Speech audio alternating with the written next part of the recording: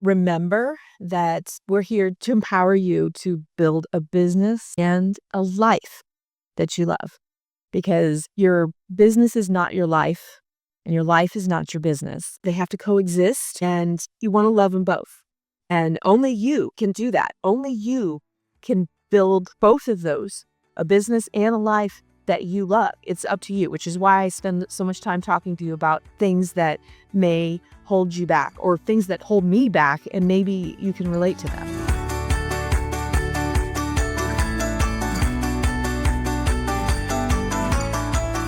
Okay, so it has been a hot second since I've done one of my car chats, and I decided this morning as I woke up in the middle of the night as usual, but during that little window, I usually have some fairly, decent thoughts, good ideas. That's where some creativity comes in. I'm like, you know what? I have a few minutes between dropping the dog off at daycare and meeting one of my sisters for breakfast that let's get this car chat recorded. So hi, everybody. Welcome to another episode of Accounting with Confidence. I'm super excited about this one because it represents 3 years since I started this podcast.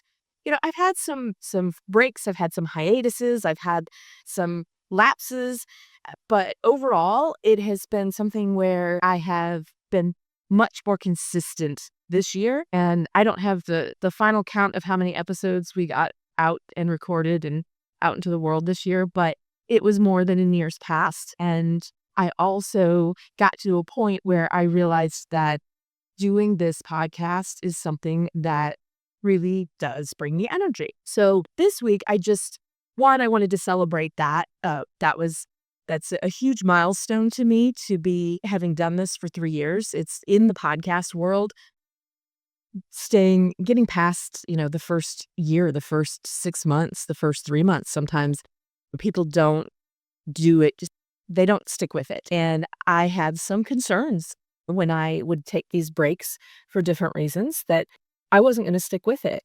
But when I look back, I say, well, but that is what was bringing me so much energy. And I was so much happier when I was doing some podcasts. So today I just wanted to talk a little bit about what it's like, because not only is it our 3-year anniversary, we are in the height, the middle, I don't want to say the messy middle, but it is holiday season. And I know for me, anxiety around the holiday season starts early November. I don't really know why, but it does. And it's hard for me sometimes to, just enjoy. It's also a very busy time for accounting professionals who work with taxes. So we are a tax firm, and so we have to do a lot of tax planning. We have, year-end bonus calculations. We have, retirement calculations. We have, oh my gosh, how much can I fund? How much should I give to charity to reduce my taxes? And, there's a whole lot of small businesses that need support during this time. And it becomes a little hectic with trying to get all of those people, answered, and getting, your mind into all of that kind of takes away from thinking about enjoying some of the holiday traditions. So I just want to tell everybody, give yourself grace. Things that I'm always been bad at, like let's not say bad. I'm not bad at it. I don't enjoy decorating my house for the holidays, for any holiday. Ask my daughter. She rarely got a whole lot of decorations for any holiday other than Christmas. And when she was super young, before she could help put up the tree and take down the tree would sometimes stay up till March, because you know what? Tax season started and she was little and I was busy, and part of not wanting to decorate is I don't want to undecorate. So this year I just asked her yesterday, I'm like, do I need to put up a tree? Now keep in mind, my daughter is grown up. She is, working her dream job. She might not know that it's a dream job right now, but she doesn't live with us. But I still wanted to ask her permission. Do you expect me to put up a tree? And her answer was no. If I want to enjoy a tree, I'll enjoy it at my house. And that took that pressure off. I was like, okay, great. That's one less thing I need to worry about doing, but I'll try to find the stockings. So that takes it down to a much more manageable level for me. And I but I still felt like I needed to ask your permission. It's not like we have a huge tradition around putting up and decorating the tree. We don't do it on Thanksgiving. We don't do, there's some people that, really have, they go get a real tree and they decorate and it's always at a specific weekend of the year. And that's not us. So I took that off my plate and I'm a little thrilled about that actually. But like I said, it is a time that can be high anxiety.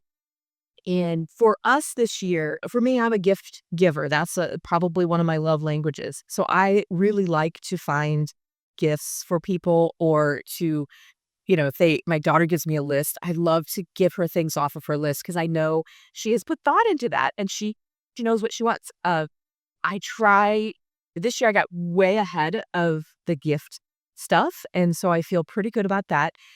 And I'm super excited for this morning that my sister and I are going to do some holiday shopping that we started doing this about a year, maybe 2 years ago. And it's just so much fun. And we just go to it's one place. And I don't know if they're not a sponsor or anything, but Painted Tree Boutiques, which I believe is a franchise. And essentially they put small business owners, booths into one location and they manage the sales process for them. And then the individual business owners maintain their booths and their pricing and a lot of times it is creators, so it will be a lot of gift type things. It will be people who, create things like blankets or Afghans or baby clothes or whatever they're doing with their cricket or, candles and soaps and just really, it's just really fun. And there's like hundreds of booths in one location. So for me, it is way more fun. One, to support the small business owner. Two, to be doing it in one place and it's not a mall. So I am not a mall person. I grew up being a mall kid. We'd meet at the mall every weekend. I don't do that anymore. So I'm pretty stoked about getting to do this. We managed to find a time that we could kind of hop in here on this Saturday morning. And, it's about 29 degrees here in St. Louis. So it's not great. Okay.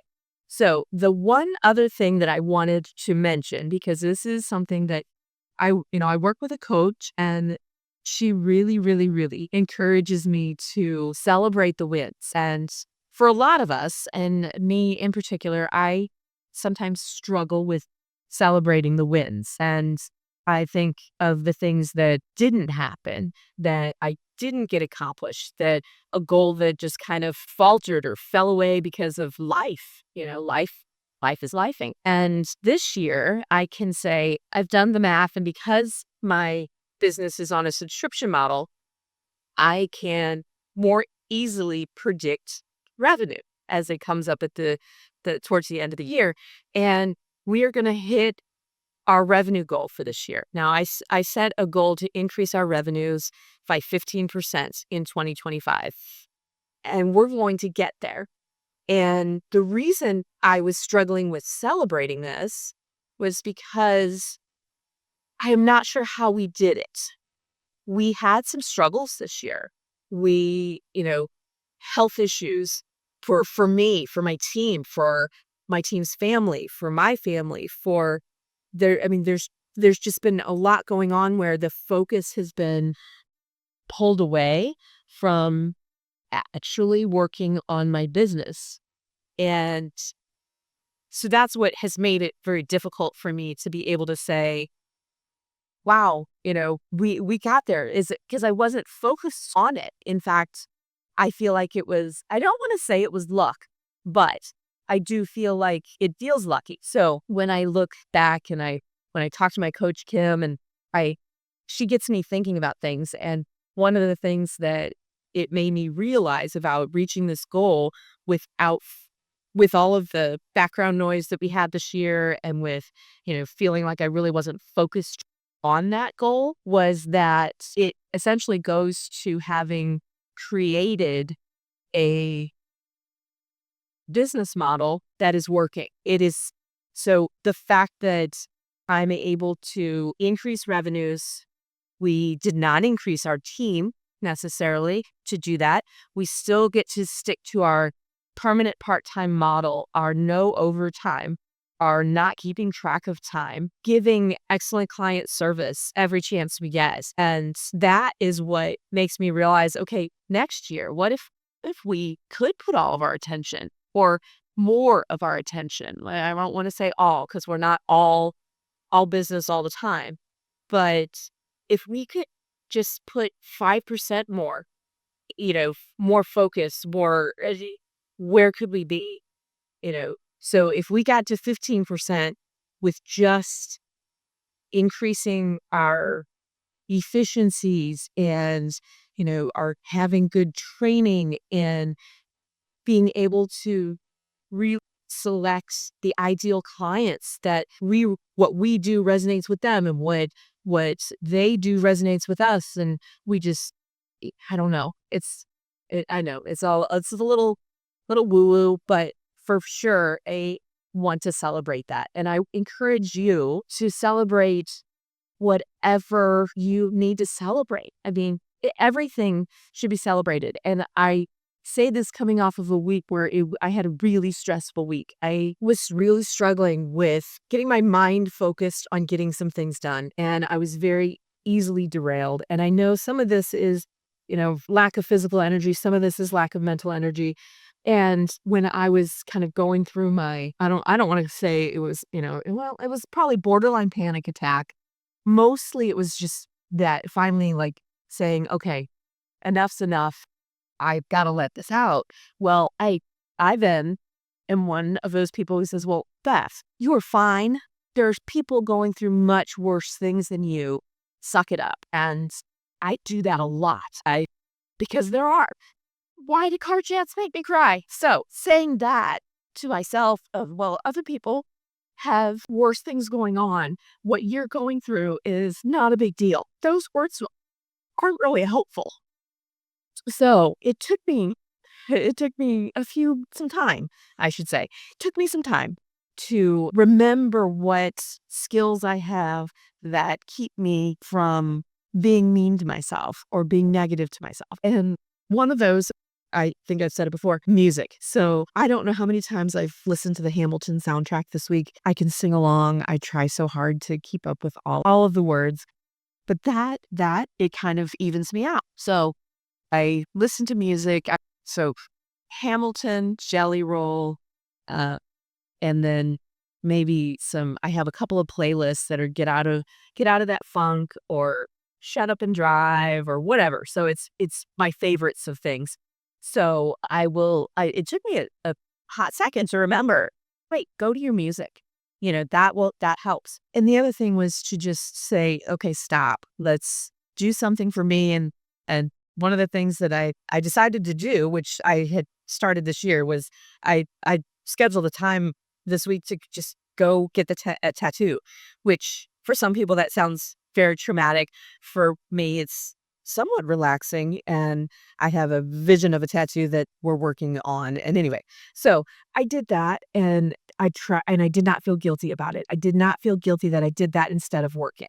I did not feel guilty that I did that instead of working on my business or working on getting things ready for the holidays or anything. I just did it for myself. And then I just got to that point where I was like, it spurred me to reignite what I needed to be doing. It refocused me. So even though I had not a great week, and I know people are going through much more difficult things than I am right now, I have to give myself permission to just deal with it, to be angry, to be sad, to be frustrated, to have those things. When I do, I feel like it's counter cathartic, so it gets me through it. Anyway, that is where I am. I just wanted to jump on here while I'm in the car driving around St. Louis and let everybody know that no matter what you see on social media, no matter what you're hearing, in, podcasts and videos and people are trying to put on their best, I am here to be real and say sometimes your best is just shutting down and going to get a tattoo. I mean, I know that's not for everybody, but that was a thing that I needed to do to reset. That, don't judge yourself against other people. I compare myself. It's funny, I don't compare business to business necessarily. you all do you in your business.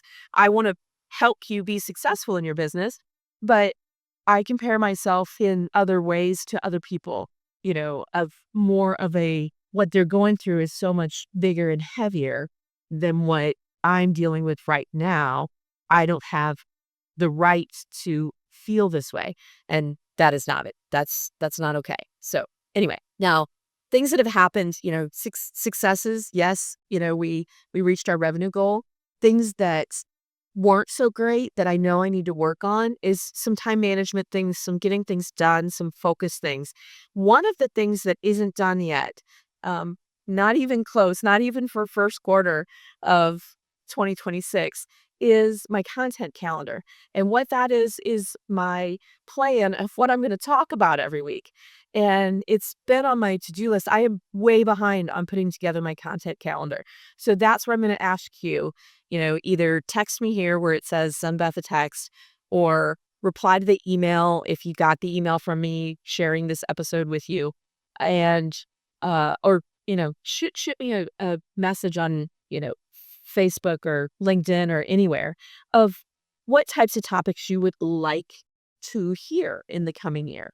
More of this car chat of let's be real, we all have stuff going on and I'm going to share it with you, or more of the technical stuff, or I have desire to interview people. Do you want to be interviewed?